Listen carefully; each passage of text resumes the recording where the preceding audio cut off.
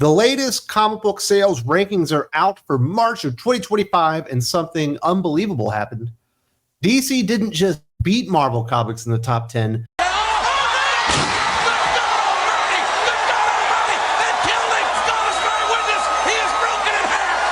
They absolutely annihilated. They freaking buried him. I don't think it's probably been since like DC Rebirth, within maybe the first 12 months of that, since DC has put on this type of butt whooping on Marvel Comics. And I, for one, applaud you.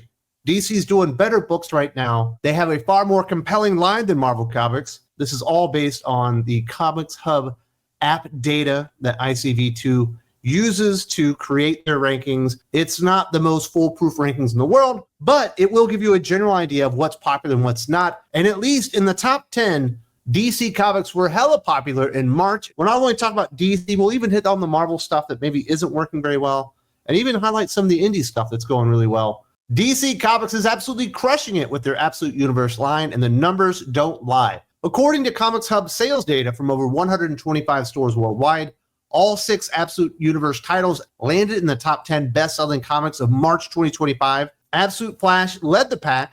Even Batman 158, featuring the Hush 2 storyline, took the #1 spot overall, with over 400,000 orders reported, a historic win for DC Comics. With Marvel slipping and DC tightening its grip, the industry's balance of power is shifting.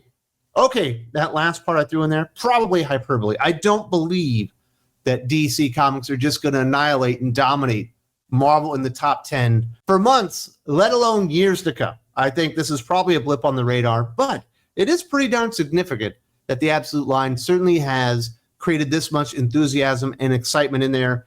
Me personally, I like some of it. I think Absolute Batman is a very interesting, fun book to read. That last issue of Absolute Wonder Woman is the best Absolute book I've actually read thus far. The Absolute Flash, I didn't love it. It didn't feel different enough. It felt like kind of just a standard Flash book. But even Absolute Martian Manhunter with Dennis Camp, somebody I don't particularly like, was actually kind of good. The only book out there that has been really, really bad, well, I guess there's 2 of them. I don't like Absolute Superman, and I don't support it. I don't even read it at this point, but it sounds like a lot of people do, and good on them. And then Absolute Green Lantern, which came out recently, I think last week, was a real flop for me. I thought that was a terrible interpretation of Green Lantern, but it doesn't matter what I think. It matters what people think. Comic book retailers could use the bump. The sales need to be increasing, and if DC can do that with the Absolute Universe, I'm all in favor for it. Not everything has to be styled to exactly my taste, and I think it's great that DC finally mollywopped Marvel Comics in the sales rankings, and it's very cool that Batman 158, Hush 2, the return of Jim Lee as an interior artist at DC Comics obviously led the way. Now, there were a lot of gimmicks thrown on top of that one, but 400,000 orders is 400,000 orders, and in 2025, that is an amazing number. And it's just really cool to see DC do this because they've been so much better than Marvel for quite some time. It feels like Marvel isn't even like going through the motions at this point. I don't even think they're trying. At least it feels like DC is trying. And if you're reading these Absolute books and you're like, hey, I'm getting a little feeling for DC, I'm liking this flavor, maybe you want to go check out the Prime Universe. There's some other things there I think people would like. I still think Green Lantern is the best ongoing series from either DC or Marvel Comics. Superman is in a really cool spot right now. I'm even enjoying the New Gods book, which ended up being far better than I anticipated. So there is some hotness going on over at DC Comics, and definitely do not sleep on Aquaman. Let's get the entire top 10 filled with DC books because they are doing so much better than Marvel Comics these days. Unfortunately, Marvel still basically dominated the top 50. Outside the top 10, they just kind of annihilated everything. But it does feel like their grip, at least on the top of the rankings, is slipping, because on the other side, Marvel's big swing, One World Under Doom #2, is faltering. The issue landed at #8, which is a massive drop for what's supposed to be a line-defining event. Written by Ryan North with art by R.B. Silva, the book puts Doom in control of Earth and squaring off against the Fantastic Four at the UN, and fans just aren't buying it. Reviews are calling it bloated, slow, and politically tone-deaf, with Doom's promises of free healthcare and education coming off as heavy-handed social commentary. Meanwhile, the Ultimate line is losing steam outside of Ultimate Spider-Man. The X-Men books are absent, and Amazing Spider-Man can't even crack the top 10. Between creator controversies and increasingly agenda-laced writing, Marvel's foothold is slipping, and fans are getting louder about it. And I do certainly hope that's true. I think fans need to let Marvel know you have to do better. One World Under Doom should be an enormous event. It should be the event of the decade. And it is not playing out that way. Is it absolutely terrible? No, I've read worse events. I did read Axe Judgment Day, which was really, really awful. I did read that Dan Slott Fantastic Four Avengers crossover thing that for some reason I'm not even remembering the name of anymore. It's that out of my mind. But it's not as big and impactful and amazing as people would imagine it should be. And being the number 8 ranked seller for the month has got to be an enormous red flag and wake-up call to Marvel Comics that maybe we should lead into these events. Maybe we need to plan them out more. Maybe we should promise stakes and then actually deliver it, because I don't know about you, but after the last 10 events from Marvel Comics that I've read, I'm completely certain by the end of this, nothing will have changed. Doctor Doom will go back to being Doctor Doom. Doctor Strange will once again be the Sorcerer Supreme. The Fantastic Four will be doing what the Fantastic Four always does, and nothing else will really matter in the end. They'll beat Dormammu. They've already spoiled all that kind of stuff. And Ultimate Spider-Man is a good book, but it can't maintain the entire Ultimate line. We see what's going on with Absolute Comics at DC, but the Ultimate line really doesn't have a lot going for it. It's not all that interesting. The Ultimates book is kind of a train wreck, in my opinion. The X-Men book isn't even an X-Men book. And a lot of times when you're reading these Ultimate books from Marvel, it feels like they're treading water, just waiting for the maker to come back. And it feels like every 2 months they announce that he'll be back in 6 months. Like, I thought we were going to be getting the maker's return in like June or July, but apparently it's going to be actually at the end of the year. Like, you can only put up with this stuff for so long and keep treading water on this line before people really do give up interest. And certainly Amazing Spider-Man and X-Men, the flagship franchises of Marvel, are just not faring very well. I think a lot of people have been really turned off by the Death of Spider-Man stuff, which obviously tied into One World Under Doom as well. But before that, the Zeb Wells run really tired people out.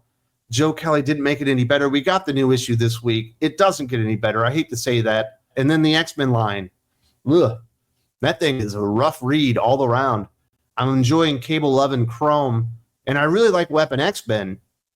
But out of that, there ain't many bright spots to find in that X-Men line, this From the Ashes era. And I don't think any of the ongoings are, quite frankly, even average, let alone above average or good. So Marvel definitely has some things they need to address, especially seeing what DC just did to them in March. Absolutely pants their ass. In the indie space, one line continues to hold its ground, the Energon universe. Both Transformers 17 and G.I. Joe number 5 made it in the top 50, with G.I. Joe climbing to 32, showing that Image's shared Hasbro universe still has momentum. These aren't just nostalgia plays. Readers are sticking around because the storytelling delivers. What's more surprising is who's not on the list. Not a single Ghost Machine title made the top 50 despite widespread acclaim and top-tier creators. That's becoming a major red flag, whether it's distribution issues, a marketing miss, or just bad timing. Ghost Machine's absence proves that even the best books on paper can struggle without a breakout hit. Right now, outside of the big two, Energon is the only indie line competing for shelf space and winning. And there's a reason for that. I will fully admit Transformers is awesome. Daniel Warren Johnson, kicking butt, taking names with Jorge Corona, and the new G.I. Joe series from Josh Williamson is also equally awesome. At this point, I might think the G.I. Joe series is a little bit better. Transformers is kind of transitioning and moving to another big finale, but they've kind of broken up all the teams. Of course, there's the other title out there, Void Rivals, which does feel like it's lost a little bit of steam, despite, featuring some pretty cool Transformer characters in there, but I don't hear a lot of people talking about that. But the big disappointment is Ghost Machine, Jeff Johns, Jason Fabok, Ivan Reis, Brian Hitch, Gary Frank. Rook Exodus is my favorite book out of the line, but I think the big problem is it's gone on hiatus for over 6 months now. Apparently it's going to return like in the summer or whatever, but it's been way too long. They only did 6 issues, and I think going on hiatus with their best book was a bad idea. But I am really enjoying Gallagher with Jeff Johns and Gary Frank. That's a good book. I'm kind of enjoying Red Coat a little bit more. It's a little bit more of a fun book, a little bit more lighthearted. And I also like history. I'm a huge history buff, and there's lots of historical characters in there. And you do get the Brian Hitch art, which certainly doesn't hurt.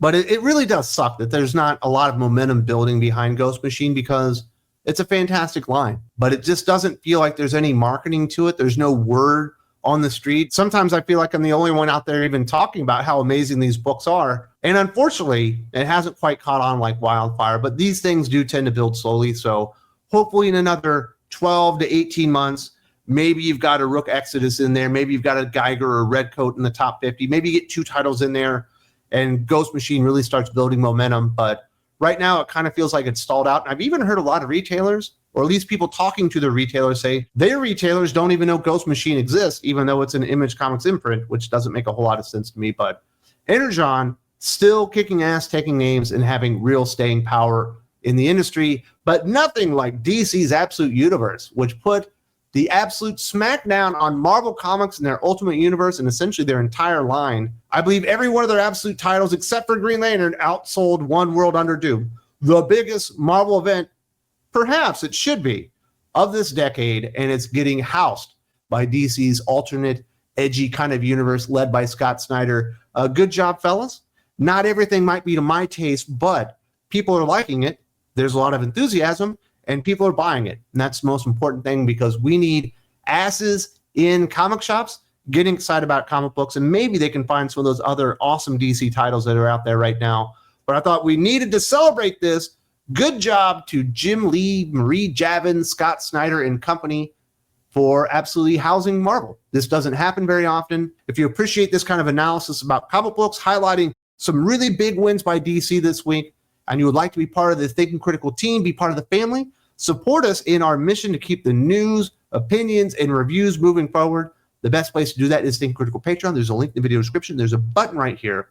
I hope to see you very soon, because we got lots of stuff like this, but even bigger on the Patreon.